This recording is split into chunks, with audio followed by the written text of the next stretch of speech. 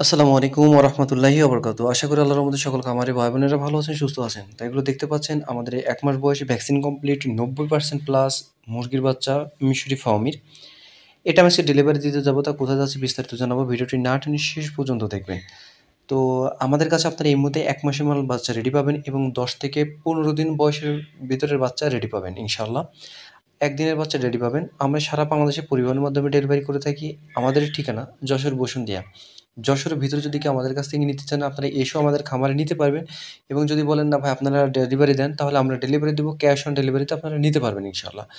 আর দূর থেকে সারা বাংলাদেশে আমরা ডেলিভারি থেকে যারা অনেক দূর থেকে নিতে চান আমাদের কাছ থেকে ইনশাআল্লাহ দিতে পারবো সারা বাংলাদেশেই।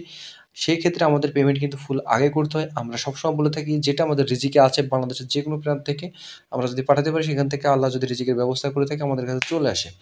বা আপনারা আমাদেরকে বিশ্বাস করে ভালোবেসে পেমেন্ট করে দেন।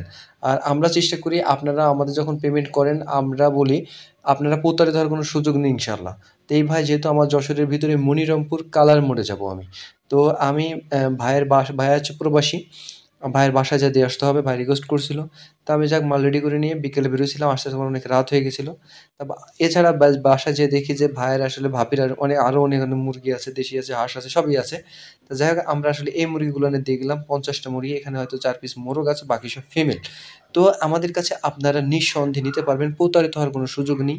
আমরা সবসময় বলি যারা আমাদের কাছ থেকে নিতে চান তারা আমাদের পেমেন্ট করবেন। তারা কখনোই প্রতারিত হবেন না ইনশাআল্লাহ।